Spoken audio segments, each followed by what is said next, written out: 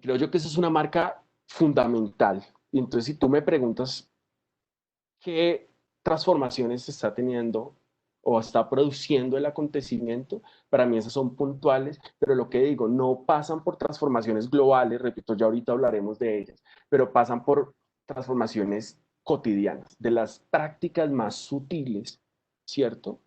Y eso creo yo que va a dejar trazos bien interesantes socialmente.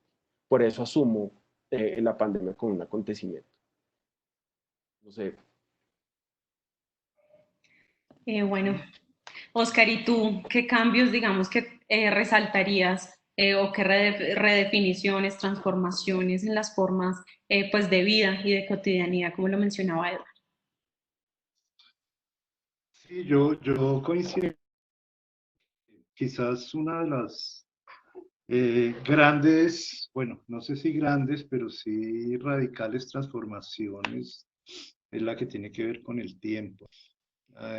Últimamente he estado como trabajando con unas cuestiones en torno al futuro, precisamente, que venimos trabajando en el laboratorio en torno a las imágenes de futuro, ¿no? Y es interesante porque pues hasta enero del 2020 el futuro que se vislumbraba, ¿no? Que se imaginaba, o el horizonte de expectativa, como dice Cosele, que se suponía era un horizonte pues, bien particular, ¿no? Íbamos a ir a Marte, Marte ya estaba siendo colonizado, ¿no? Al menos, por lo menos a través de imágenes, a través de sondas. Ya tenemos paisajes de Marte, ya tenemos sonidos de Marte, ¿no? Marte ya estaba siendo humanizada, digamos, ¿no? Y como que el futuro planteaba eso, ¿no? Era inminente que el señor Elon Musk iba a ir en un cohete a Marte. En el 2018 se lanzó en la NASA un proyecto para poner el primer hombre en Marte en el año 2028. Es decir, había toda una expectativa en torno a la colonización espacial, ¿no? Y es interesante cómo eso se desmorona, ¿no? Es decir, cómo el futuro... Hay una frase muy linda de Paul Valery que dice, el futuro ya no es lo que era, ¿no? Y efectivamente creo que uno de los grandes cambios es nuestra expectativa del futuro, ¿eh? Eh, Fíjense todo lo que está sucediendo con las certezas que el ser humano tenía respecto a varias cuestiones. Una de ellas que me ha llamado la atención es la ciencia. Eh, ¿Ante qué nos está poniendo la pandemia? Ante un lugar de no saber. No sabemos. No sabemos muchas cosas del mismo virus, ¿no? El otro día leía, por ejemplo, que pues, la proliferación de artículos científicos en torno al coronavirus, a todo esto, pues ha sido pues, exponencial, ¿no? Pero la mayoría de esos artículos no han sido revisados por pares, diríamos que no han sido eh, valorados, diríamos, científicamente, ¿no? Por los pares. Eh, y es interesante todos los días las informaciones que salen acerca de la ciencia. Y he visto un movimiento muy interesante también aquí, ¿no? Y es que llegó en un momento determinado, los que salían en los noticieros, los invitados especiales, los entrevistados eran científicos, ¿no? Entonces la ciencia en algún momento asumió como eh, la de la narrativa en torno a la pandemia. Y sin embargo, es interesante porque la ciencia hasta este momento no sabe, ¿no? Si ustedes ven la proliferación de noticias que es una tormenta de infección lo que mata, es una disminución del oxígeno, en fin, hay una cantidad, una multiplicidad de cuestiones. A lo que voy no es cuál es cierta o cuál es verdadera, lo que me parece interesante aquí es cómo la misma ciencia nos nos ubica en una, en una incertidumbre, ¿no? Y cómo ese lenguaje tan críptico además, también al mismo tiempo se ha socializado. Es decir, hoy día todos estamos enterados del proceso de infección del coronavirus. Sabemos exactamente qué hace, cómo entra el cuerpo. Hay una noción nuestra de una invisibilidad allí muy, muy interesante. Y lo comparo con hay un diario de la pandemia de 1665 en Londres que escribió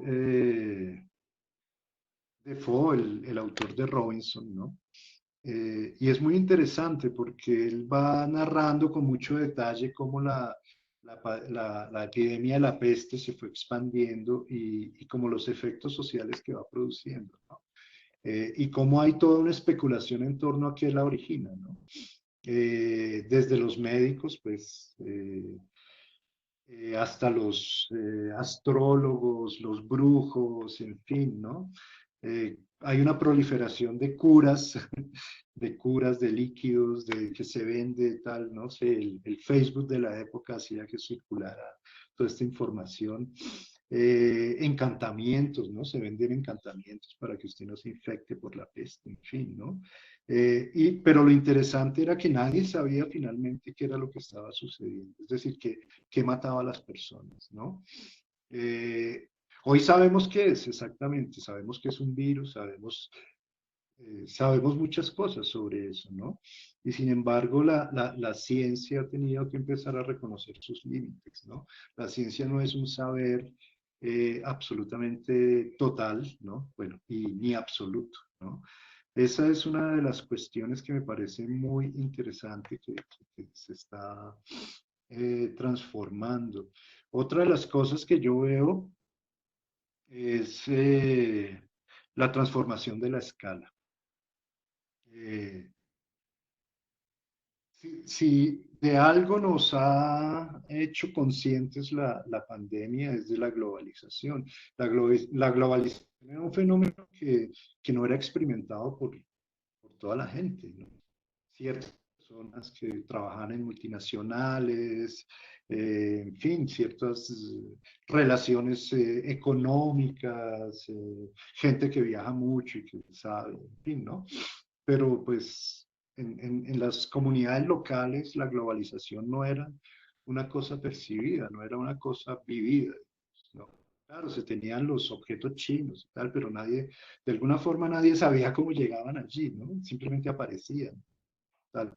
Eh, es interesante porque la expansión de la epidemia nos ha generado una conciencia de que en este momento bueno, ya menos, pero una buena cantidad de personas están igualmente confinadas a nosotros. Están atravesando por el mismo evento, ¿no? Y esa escala yo creo que se está manifestando en varias cosas y que ahora yo creo que más adelante podemos discutirlo. Tiene que ver con la escala de producción, con la escala de acumulación, con la escala de aglomeración. ¿Sí? Es decir, son tres elementos donde la excesividad, si se puede decir eso, ¿ah? Marcan como su naturaleza, ¿no? Hay que producir mucho, hay que producir demasiado, hay que producir, ¿no? Y además la producción tiene que ser permanente y en permanente crecimiento, ¿no? Todos estos elementos están atravesados por ese paradigma del crecimiento ilimitado, ¿no? La acumulación debe ser cada vez mayor, la aglomeración, ¿no? Las ciudades son cada vez más grandes, en fin, ¿no?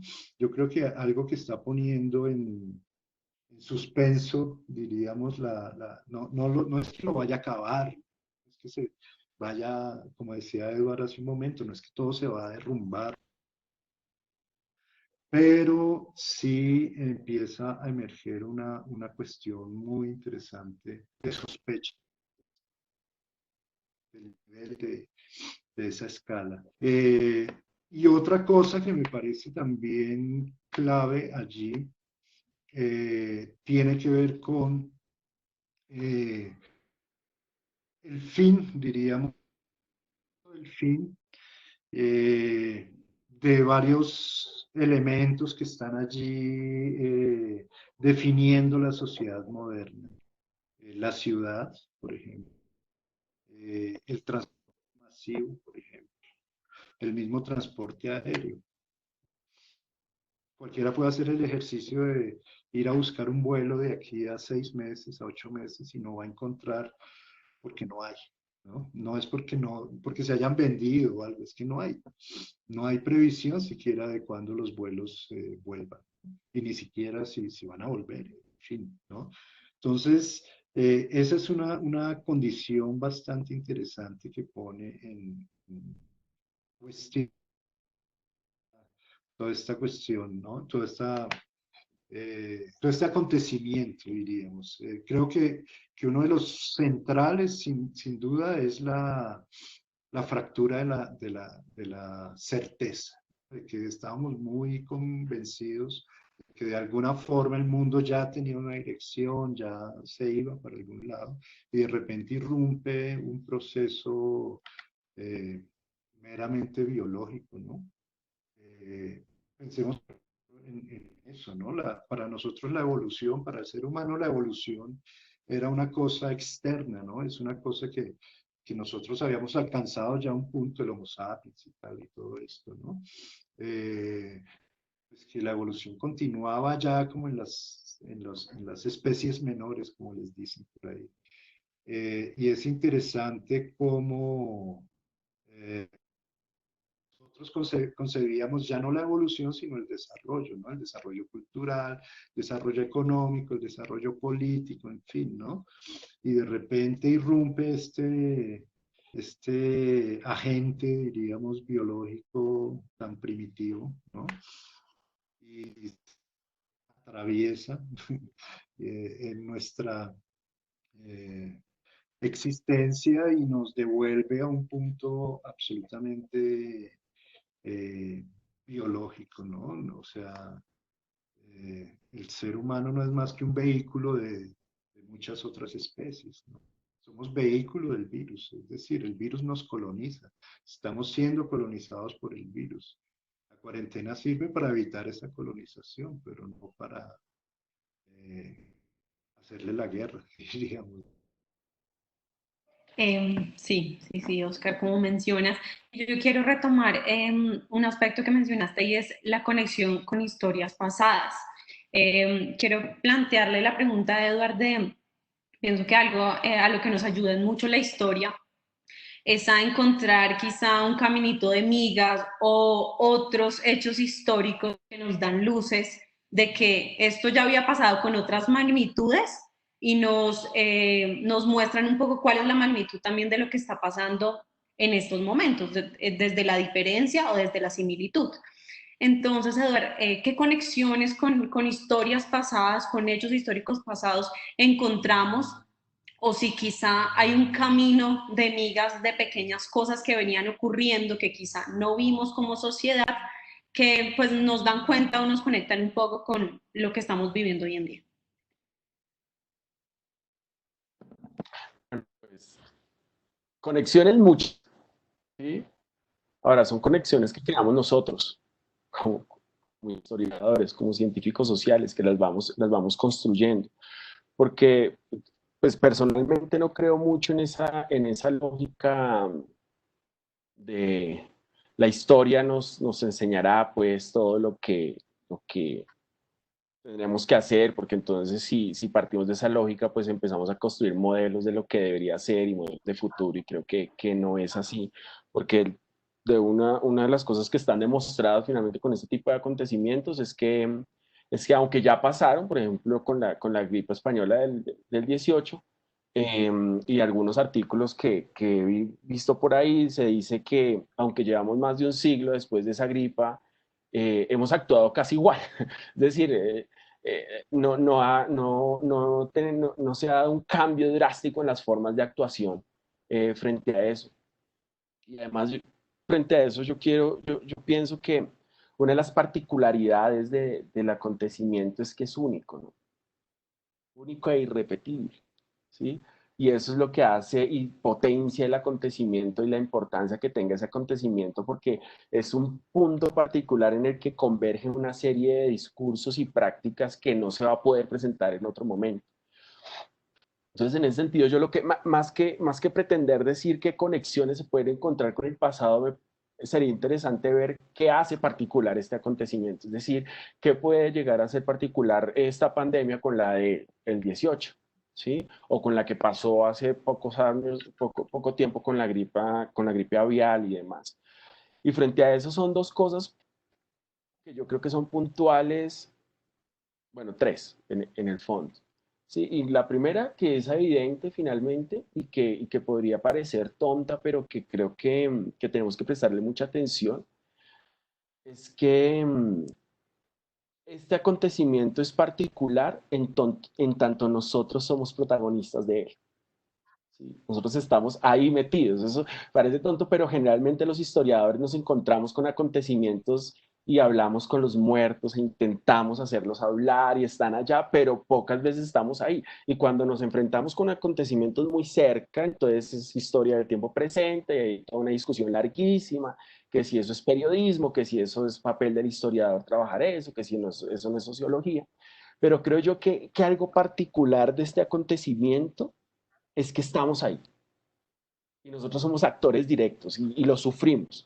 Y todo lo que producimos a partir de eso, pues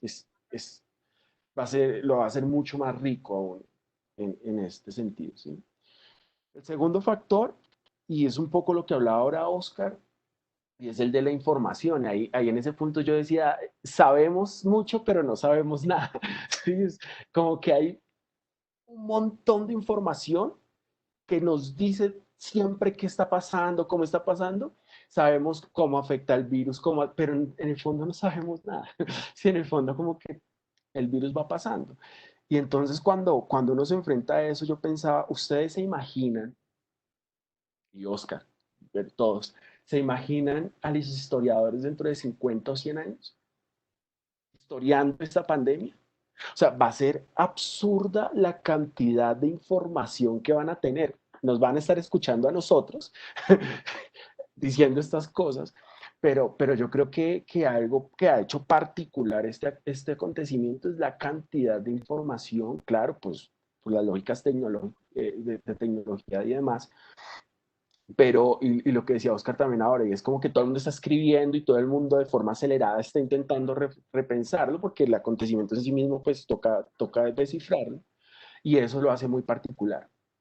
Y lo otro es que, y también en camino lo que estaba diciendo Oscar ahora, es la globalidad misma del acontecimiento, ¿sí? Y esto pues nos pone un poco frente a la idea de que se globalice y que no en el mundo.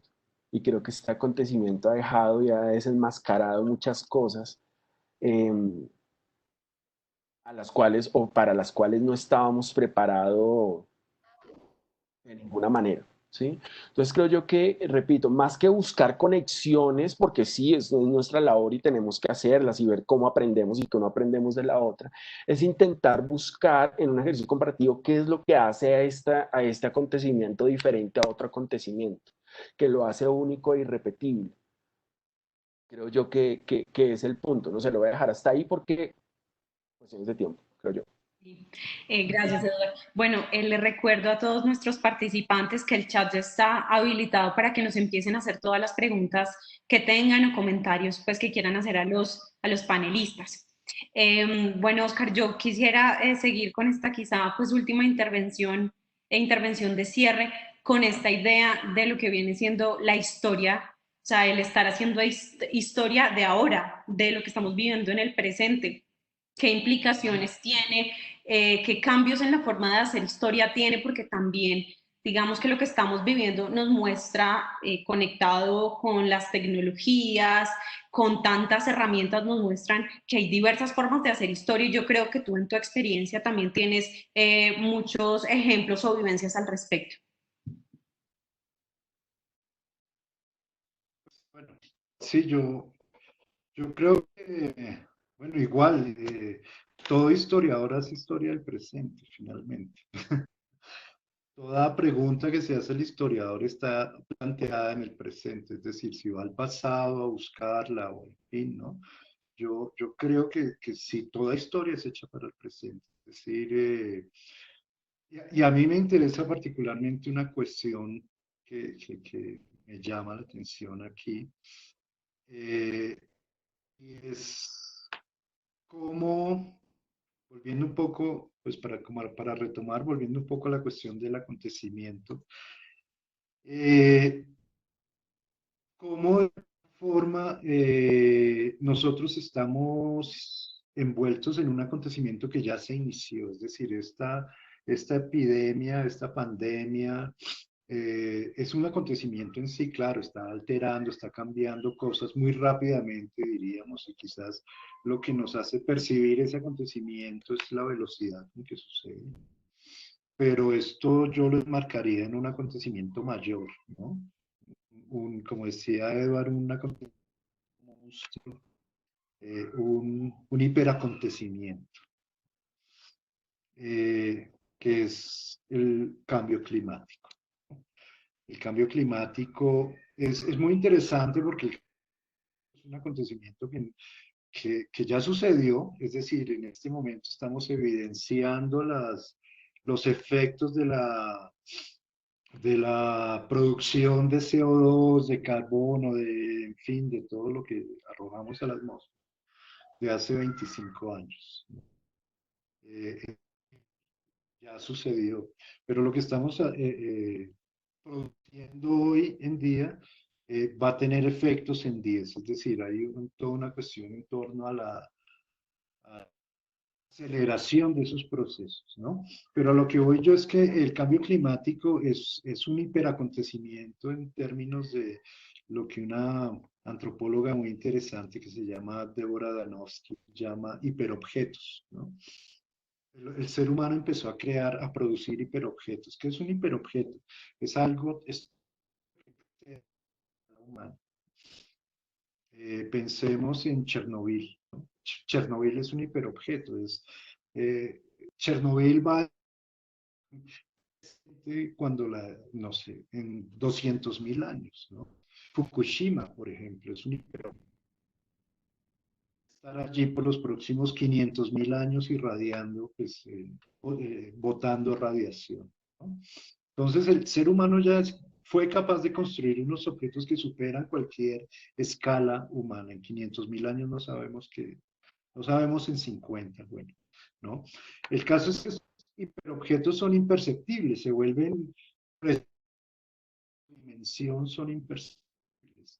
Y hay algo sobre lo que otra persona que trabaja en torno a esto de las mudanzas climáticas ha llamado la atención, ¿no? Y es que el tiempo de la historia se ha invertido, ¿no?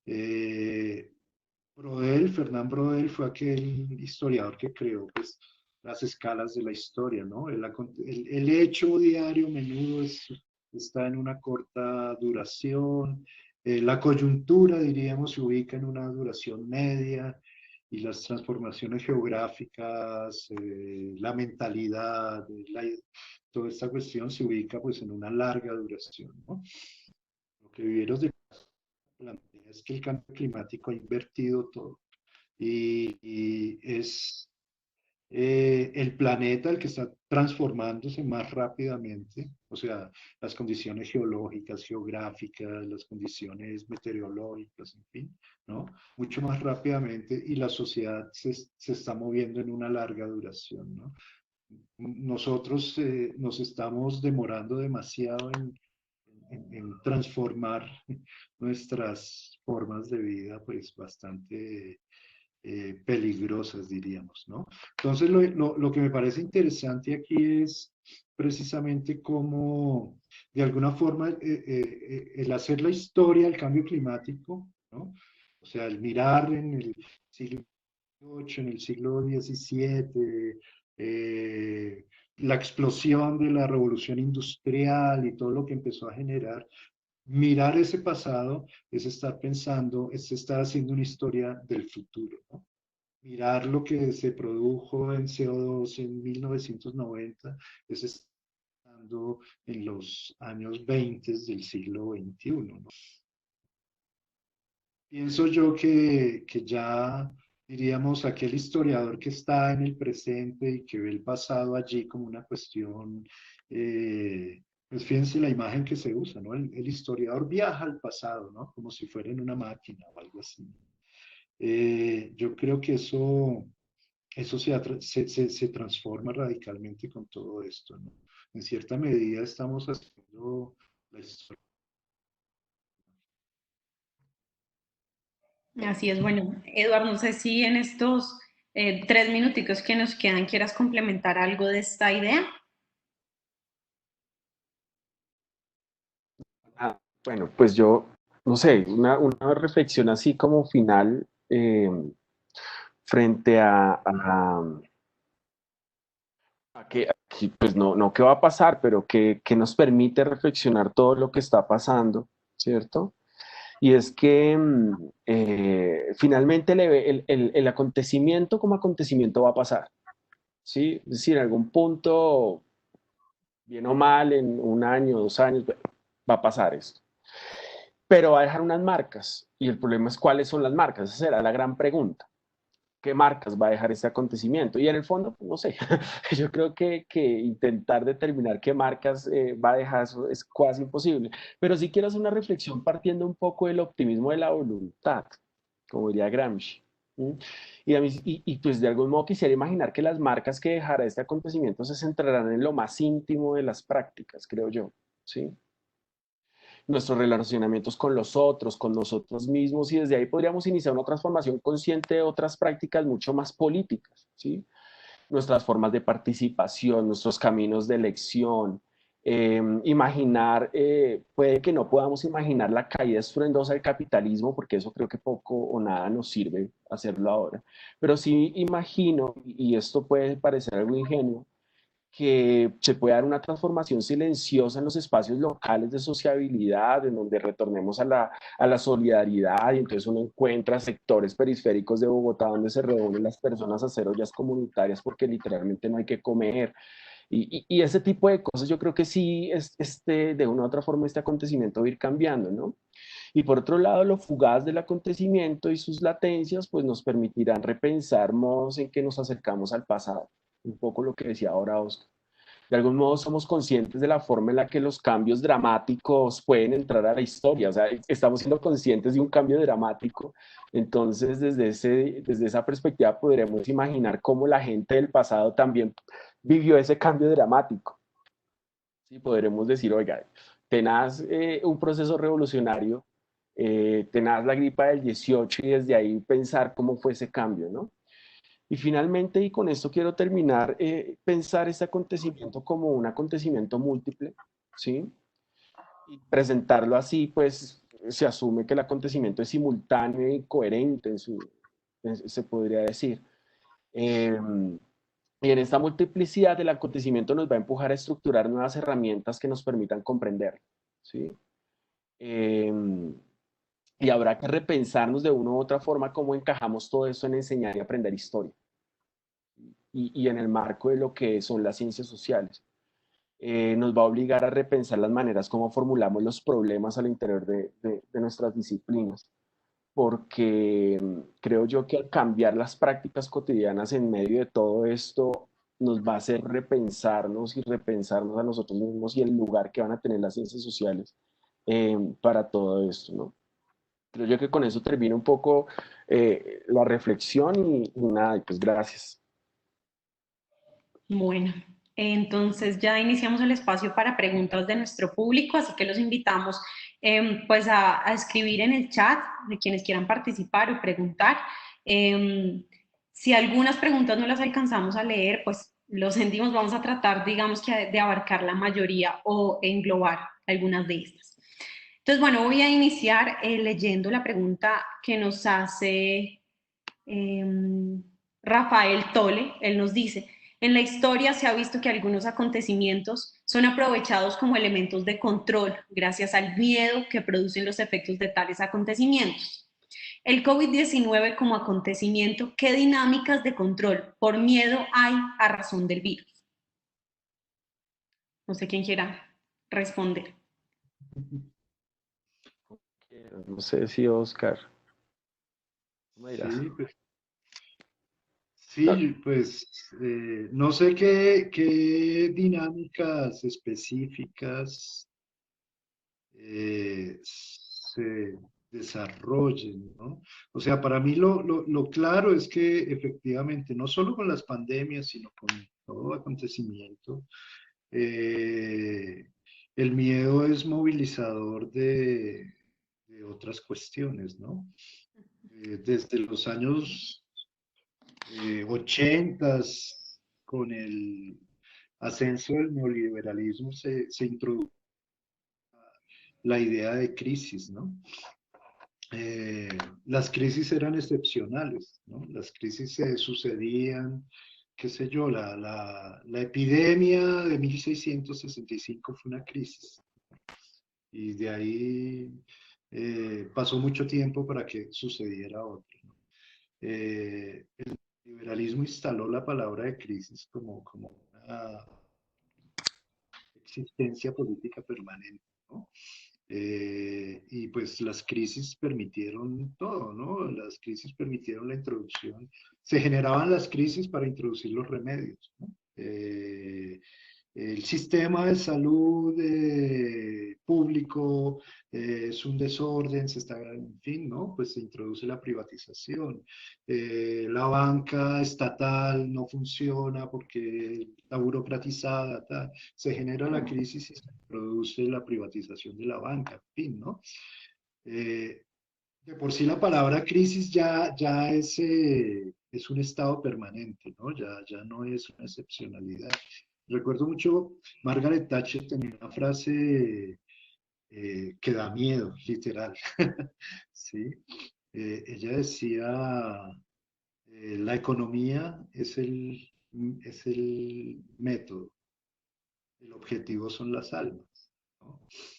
Eh, y es precisamente cómo de diversas formas, uno lo que ve con el virus es diferentes formas de reacción de las sociedades, ¿no?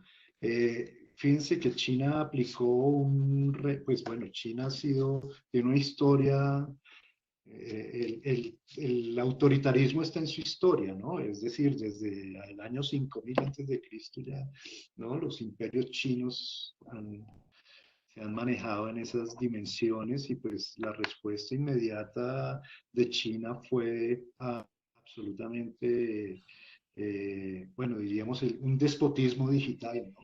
Fascinante, es interesantísimo porque produce miedo mismo, ¿no?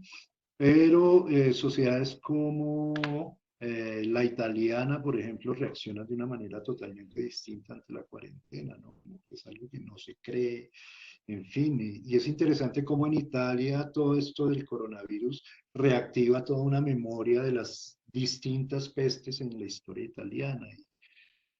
Pero el caso singular de Estados Unidos y Brasil creo que son paradigmáticos en términos del terror, ¿no? De abrir las compuertas, literalmente abrir las compuertas de la entrada de la muerte. Y el desconocimiento de absolutamente cualquier tipo diríamos, de humanidad, ¿no? Allí de lo que se habla allí es la economía. Precisamente hoy Bolsonaro despidió a su segundo ministro de salud en menos de un mes, ¿no? Entonces, yo creo que todos los regímenes políticos se aprovechan del miedo. Definitivamente como dicen vulgarmente, es un papayazo para imponer muchas cuestiones que por otros medios era más difícil, ¿no? En un muy discutido y debatido artículo, Giorgio Agamben plantea pues el advenimiento del autoritarismo y el totalitarismo, la pandemia, ¿no? Entonces, pues sí creo que hay allí una utilización política clara. No sé, Eduardo, tú eres más versado que yo en historia contemporánea. No, yo lo que pienso en el fondo, o sea, no quiero, todo lo que tú dijiste, estoy totalmente de acuerdo, 100% de acuerdo, y me parece que el miedo en la historia se ha utilizado para mil cosas, ¿no? Para justificar desde los vejámenes más absurdos. Pero a mí me interesa, algo que me está interesando mucho en este momento y qué pena volver y machacar sobre la misma tecla, es cómo el miedo se está volviendo un miedo reticular, ¿no? Un miedo que anda, un miedo silencioso, pero es un miedo que ya no está, porque claro, en estados autoritarios era el miedo de la bota y el fusil, y está ahí y va a seguir estando, y yo creo que, como tú le decías, se van a justificar muchas cosas de aquí para adelante. Pero lo interesante va a ser el miedo y el autocontrol social, ¿no? Y es que, y lo que me causa más intriga es cuando uno va al mercado, ¿sí? Y es el miedo de no acercarse, o sea, es el miedo de no caminar cerca a alguien. Creo yo que el miedo, claro, vivíamos un miedo así, de arriba abajo, que lo hemos estudiado mucho, sabemos cómo es, cómo se comporta y cómo los estados de una u otra forma lo han hecho, ¿cierto? Lo han construido, pero ahora estamos viviendo un miedo que viene de nosotros mismos. Y eso me parece que es, como decía Oscar, usando esa palabra, un papayazo literal para estos pequeños gobernantes medio despóticos que quieran hacer con nosotros lo que queramos hacer. Creo yo que eso es bien importante tenerlo en cuenta, ¿no? Es cómo es el miedo producido por nosotros mismos y cómo nosotros nos vamos a autorregular con ese miedo. ¿Sí? Bueno, Karen Sánchez nos hace la pregunta, el doctor Eduardo indica que uno de los cambios de este acontecimiento tiene que ver con las percepciones del tiempo. Entre estos cita el despojo de posiciones sociales. Como historiadores, ¿creen que ese cambio de roles podría afectar las relaciones íntimas y sociales? Me voy a responder yo. Ahí hay un Sí, punto bien interesante cuando yo hablo, y creo que alguien había preguntado también sobre ese despojo y ese cambio de roles. Y es interesante ver, por ejemplo, cuando pase esto, pase el acontecimiento, no sé cuándo irá a pasar, pasa el acontecimiento y vayamos a historiar el acontecimiento. Vamos a hacer historia de la educación. Entonces veamos cómo fueron las prácticas educativas en los hogares. ¿Sí? Prácticas educativas en los hogares sin maestros, porque la figura del maestro muta, ¿cierto? Estoy hablando de la figura socialmente construida del maestro, ¿cierto? No, ahora el maestro, el profesor es el hermano mayor, es el primo, es la abuelita que intenta conectarse a estos aparatos y llevar un currículo, porque además seguimos cansando con que tenemos que tener el currículo y tenemos que educarnos, no sé por qué el afán de educarnos. Pero entonces en ese sentido creo yo que sí va a haber cambio de roles, un cambio de roles. Puede que sea momentáneo, como estamos hablando de un acontecimiento, puede que sea por ese momento, pero sí las formas de historiar esos procesos van a ser totalmente diferentes. Y entonces vamos a encontrar que las narraciones y los discursos que podamos ir leyendo a partir de ese acontecimiento sobre, estoy poniendo el ejemplo concreto de las prácticas educativas, van a ser otras. Y entonces, por ejemplo, hablar con docentes y decir cómo fue su papel sin tener estudiantes o teniendo estudiantes no desde el cuerpo y desde la cercanía, sino por medio de un aparato, por medio de chat, porque estamos asumiendo que todos pueden por medio de este aparato, ¿no? Pero muchos no pueden por medio de este aparato. Entonces, por la radio, pero ¿cómo ha sido su rol como docente en medio de esto? Y eso, de una u otra forma, repito, va a hacer que las formas de hacer historia y las preguntas para hacer historia, repito, en el campo de lo educativo sean otras. ¿Sí? Ahora, ¿qué pasa si hablamos del cuidado? ¿Sí? Y del autocuidado. Y entonces antes no éramos conscientes de lo que valía lavarse las manos, de lo que valía lavar la ropa o de lo que valía lavar la loza. Hoy somos totalmente conscientes del cuidado. de nosotros y de los que queremos. Eso va a cambiar de una u otra forma los roles, porque antes ese cuidado se lo dábamos a la mamá o al papá o a quien estuviera ahí, pero ahora nosotros nos toca volvernos muy conscientes del cuidado. Entonces creo que de una u otra forma eso va a ir cambiando las preguntas que vamos a hacerle a este acontecimiento en particular en unos años o desde ya, ¿no? Con lo que podamos hacer con esto.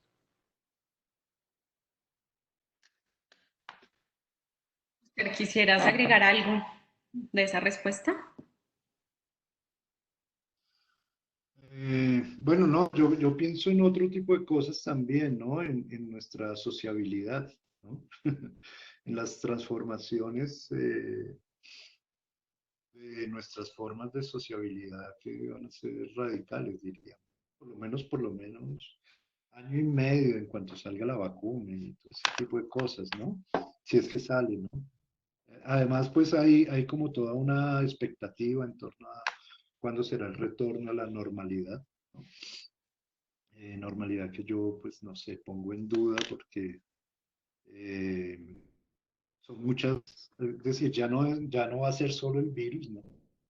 No va a ser solo el virus, sino van a ser otro montón de cosas que van a emerger allí, ¿no? La evidente y grave crisis económica. Entonces pensaba, por ejemplo, el caso de, en este momento, pues, de las trabajadoras sexuales, ¿no? Las prostitutas.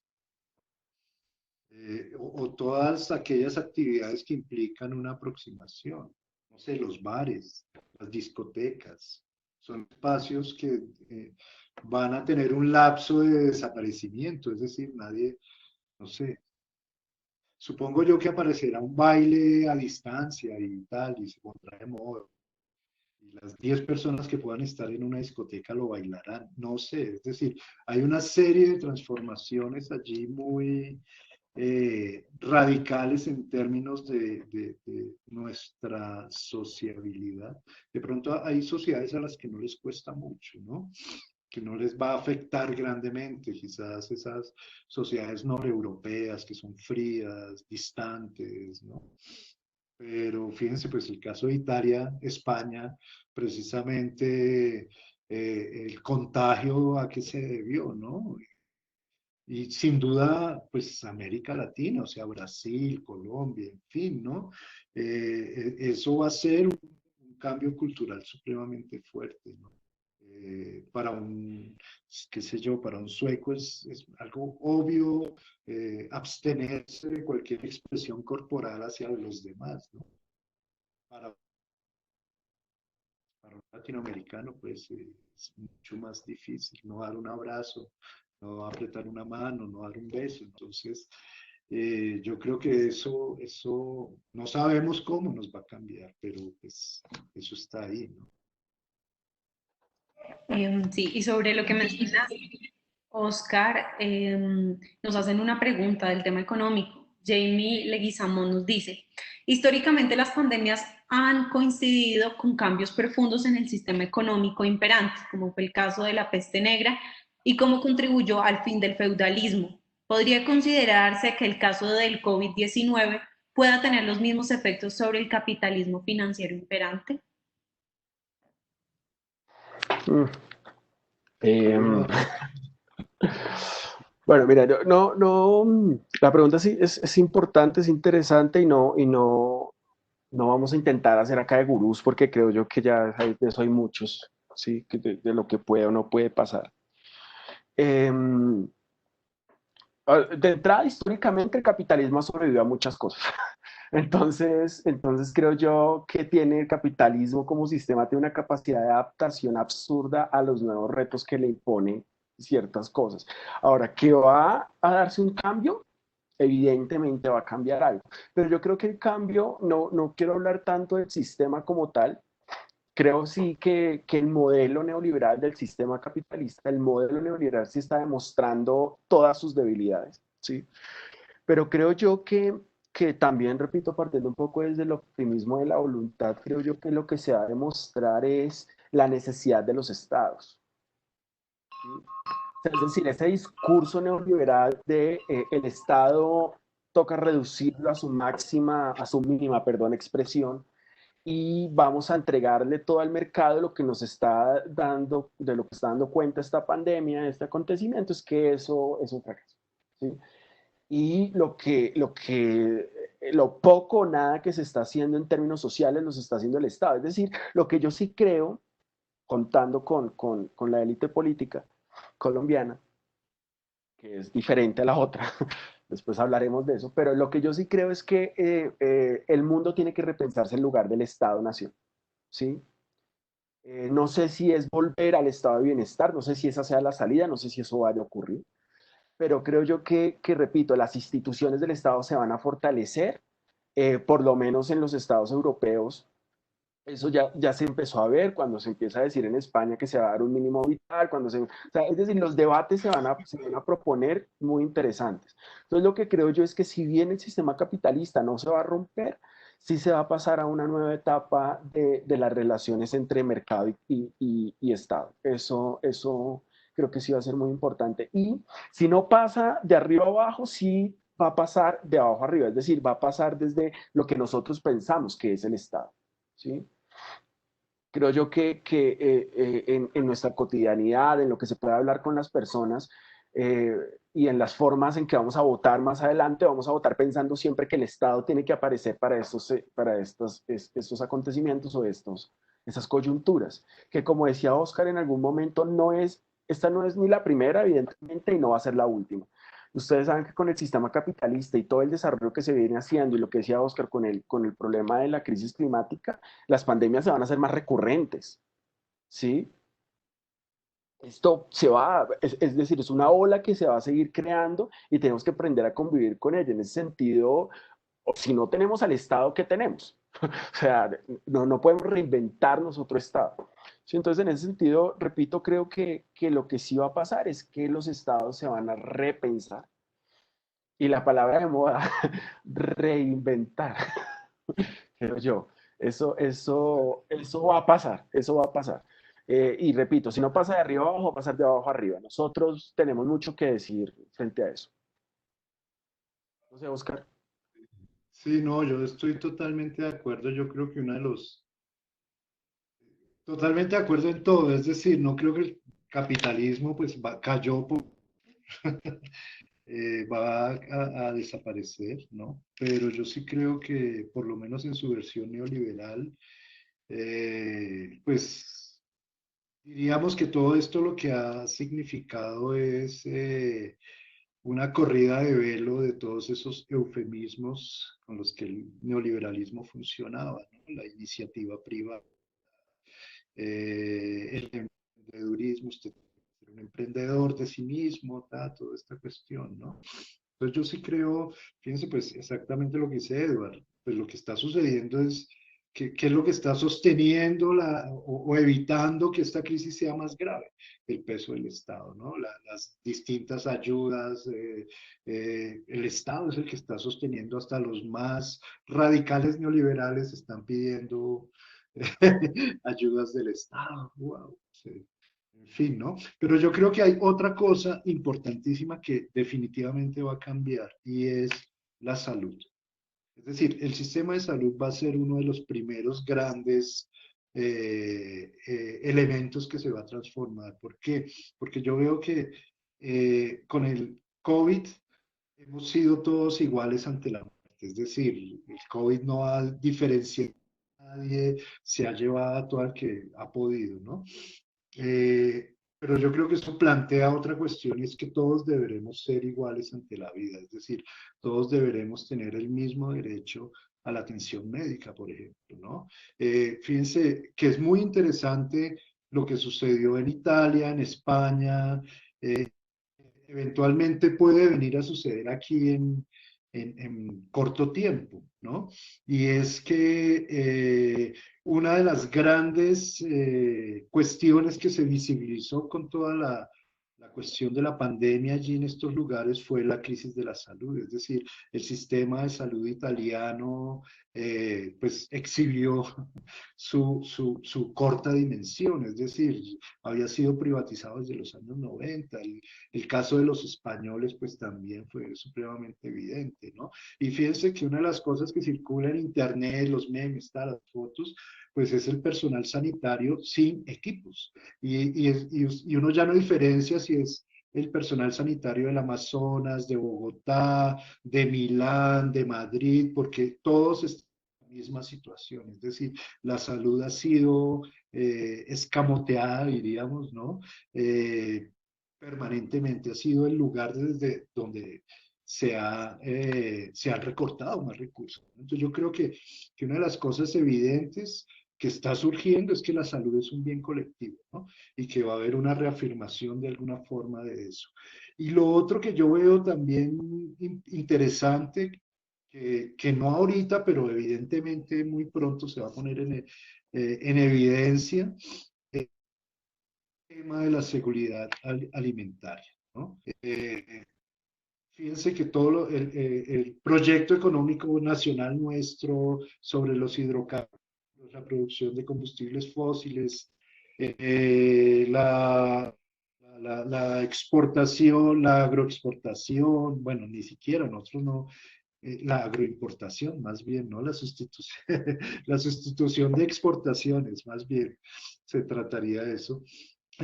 Lo que está poniendo en cuestión es la necesidad de crear sociedades más pequeñas, en una escala mucho menor, que sean, que tengan una seguridad alimentaria, que sean en cierta medida autosuficientes, ¿no? Entonces lo que está demandando este momento es muy curioso porque es todo lo contrario a lo que el neoliberalismo planteaba. Todos nos volvemos maquilas, todos somos sí, importamos y aquí producimos más barato que en otros lugares.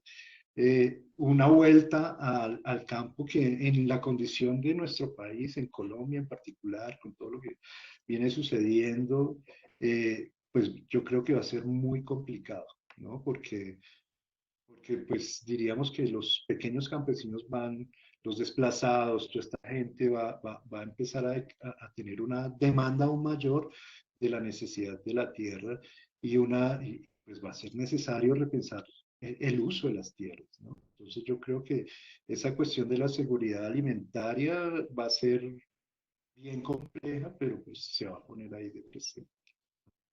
Creo que quedan 5 minutos ahí, Nos no sé quedan si alcancé. 6 minuticos, entonces pues voy a dar paso a dos preguntas más y pues finalizamos. Son dos preguntas que recogen varios comentarios y pues tratemos de ser breves con estas respuestas. La pregunta que nos hace Andrés Piñeros amablemente es, ¿cómo nos posicionamos frente al Big Data como un nuevo instrumento de gobierno? No sé quién querría responder.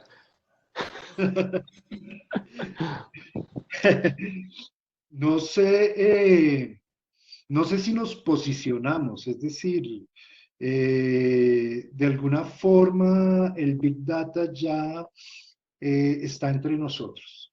Es decir, toda pues bueno, lo que sucede en